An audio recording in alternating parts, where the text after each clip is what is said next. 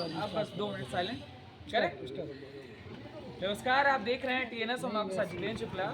दिल्ली में बहुत जल्द विधानसभा चुनाव होने वाले हैं और इसी चुनावी माहौल को समझने के लिए इस समय हम बाबरपुर में मौजूद हैं। और अगर इस विधानसभा की थोड़ी मैं आपको विस्तार बताऊं तो यहाँ से गोपाल राय आम आदमी पार्टी से विधायक हैं।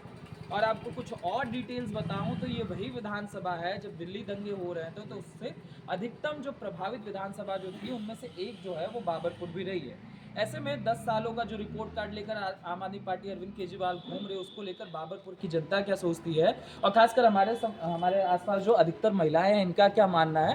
और इस विधानसभा क्षेत्र में जो विकास की बातें लगातार कही गई कि हमने बहुत चीज़ों को दिल्ली के एक मॉडल की तरफ लेकर गए, उस मॉडल पर यहाँ की जनता क्या मानती है हम समझने का प्रयास करेंगे। मैडम, सबसे पहले आपका नाम क्या होगा? मेरा नाम मनोज चौहान है। चौहान जी, एक बात बताइए, दिल्ली मॉडल, अरविंद केजरीवाल, 10 सालों का रिपोर्ट कार्ड, बाबरपुर, खासकर मैं बात इसलिए कर रहा हूँ क्योंकि दंगा प्रभावित क्षेत्र भी रहा है, यहाँ दंगे हुए थे, आप लोगों ने स्वयं उस चीज़ को देखा। क्या लगता है अरविंद केजरीवाल जिन चीज़ों को लेकर चले, जो चीज़ें कही गई, वैसा रहा कि नहीं रहा? 10 सालों का रिपोर्ट कार्ड क्या रहा आपके नजर में? आप सभी लोग जानते हैं, जागरूक हो चुके हैं। अरविंद केजरीवाल ने सबसे पहले हमारे घरों को जलाया है, दंगा कराया है, वो अरविंद केजरीवाल ने ही करवाया है। ये सब लोग बच रहे हैं, बच लो कोई बात नहीं, लेकिन ईश्वर और सारी जनता, हमारी क्षेत्र की जनता जानती है अरविंद केजरीवाल ने ही ये सारा दंगा करवाया था और उसका मेन पार्षद था ताहिर हुसैन।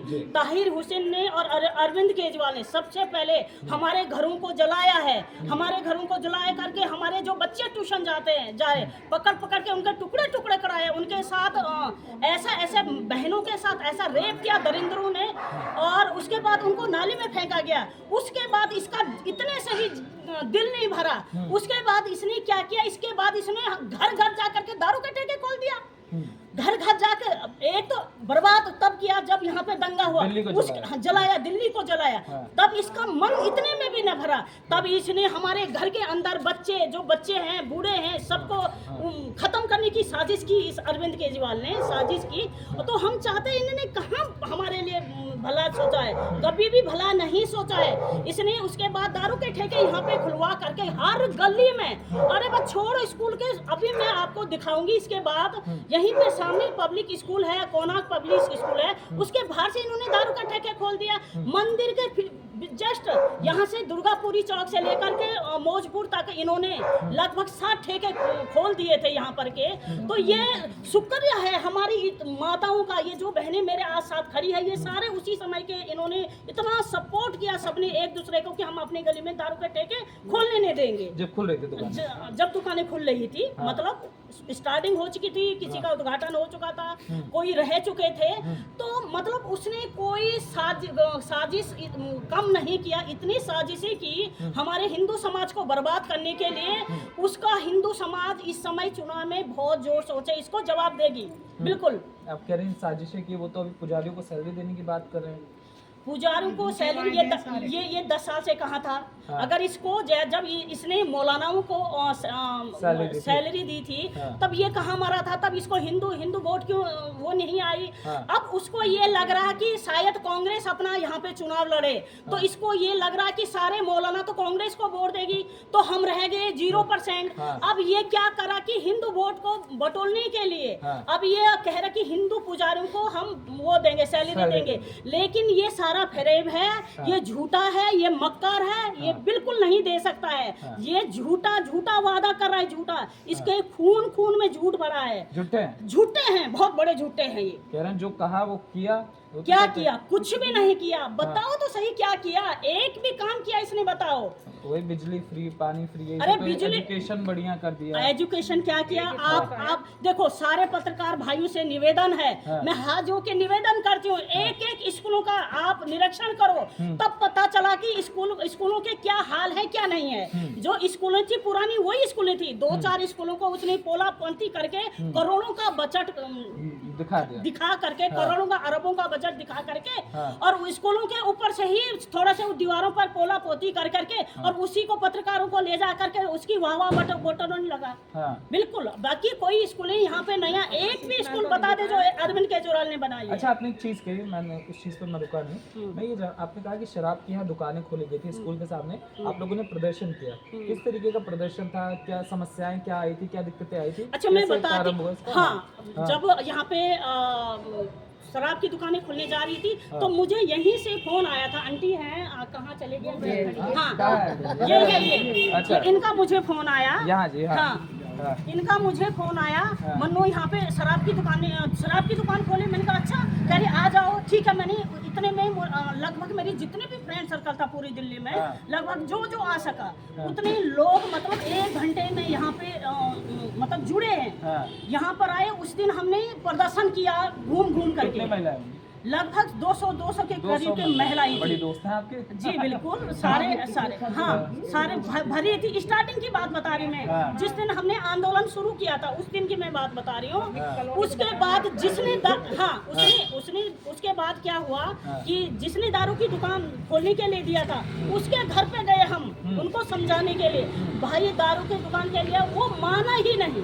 मैंने कहा रोएगा तो एक दिन, मैंने उसको बोल दिया यहीं पर है, मैंने कहा बोल दिया रोएगा तू एक दिन दारू के ठेका देने के लिए, तू पैसे जो 2 लाख मिल रहे हैं ना वो कहीं ना कहीं तेरी निकलेगी। इतना मनाया, इतनी लड़ाई हुई, इतनी गालियां दी महिलाओं को। जो दारू के ठेके वाले ने महिलाओं को गाली दी और महिलाओं ने भी उसका मुंह तोड़ जवाब दिया। उसके बाद उस दिन से हमारा प्रदर्शन ठीक 40 दिन तक रहा। 40 दिन तक? 40 दिन तक हाँ, धरना वहीं पर, वहीं सोना खाना पीना वही हो गया हमारा रात दिन। और वही सर मौसम कौन सा था? दिसंबर, ये दिसंबर का महीना था। इतनी ठंड में हम भा रहे हैं, एक भी अरविंद केजरीवाल का कोई आदमी वहाँ पे नहीं आया। एक भी नहीं आया अरविंद केजरीवाल की। महिलाएं मर रही है, जी रही है, प्रदर्शन में बैठी है, तो इनको कुछ तो दो कि नहीं कि हम ऐसे नहीं करेंगे, कानून को वापस लेंगे। कोई भी नहीं आया। और क्या हुआ रात को, देखो रोड पे हम थे रात को, महिलाओं के लिए कितनी समस्या हो सकती है ना। वो भी मेन रोड पे बाथरूम की समस्या है, बहुत सारी समस्या है। एक दिन क्या हुआ कि दो आंटियां थी हमारे साथ, चाहे दो वहाँ पे, तो उनको जाना था फ्रेश होने के लिए। जो ही हम जा रहे थे इतनी तेज से कार आई हमारी तरफ कुचलने के लिए, तो जैसे तैसे कर मैंने उनको पीछे करके हम जैसे तैसे के बच गए। कि मतलब उनकी पूरी प्लानिंग थी हम लोगों को मारने की, कैसे डराने की कोशिश थी, पूरी भी कोशिश थी डराने की। लेकिन हमने कहा हम मरेंगे लेकिन हम यहाँ से दारू का ठेके नहीं खुलने देंगे। हमने वहीं पे संकल्प किया था और हनुमान चालीसा की वो क्या किया था, हनुमान चालीसा स्टार्टिंग में जिस दिन हम वहाँ पे बैठे उस दिन हमने हनुमान चालीसा किया था वहाँ पे। और उसी दिन संकल्प लिया था कि ये दुकान हम खोलने नहीं देंगे। तो वो संकल्प हमारा पूरा हुआ है, लेकिन नहीं खुले, नहीं हो गया था। वो तो थोड़े दिन के लिए खुल गई थी। वो बाद में जब आंदोलन जब चले गए थे, जब हमने प्रदर्शन खत्म किया, हमें पता था कि ये होने वाला है, वापस लेने वाला है केस। उसके बाद हमने कहा केस वापस लेने वाला है, हाँ जो बिल था वो बिल वापस होने वाला है। तो उसके बाद हम उठ गए थे, तो उन्होंने 1 महीने भी नहीं चला, 1 महीने भी दुकान नहीं चला पाए। तो 1 महीने दुकान चलाने के बाद उस ठेकेदार का मुझे फोन आता होगा आस-पास का, वो भी हमारा भाई कर दिया। हाँ, नहीं वो ठेकेदार भी हमारा ही भाई है, उसकी भी कोई गलती नहीं है, क्योंकि भैया उसको दिया गया था लालच में। तो बताओ ठेकेदारों के भी पैसे उसने वापस नहीं किए, ये बताओ। वो बेचारे ना घर के रहे ना घाट के रहे। जो पैसे उन्होंने जमा किया था, जो सिक्योरिटी जमा थी, वो पैसे भी वापस नहीं दिया उन्होंने अभी तक। तो मेरे को फोन करके मैम आप क्या कर सकती हैं हमारे लिए, मतलब जो ठेकेदार थे वो मुझे फोन रहे, मैं हमारे लिए क्या कर सकते, हमारे से हम ना घर के रहे ना घर के। आप बताइए मैडम क्या नाम? अच्छा जी, हाँ नाम आपका?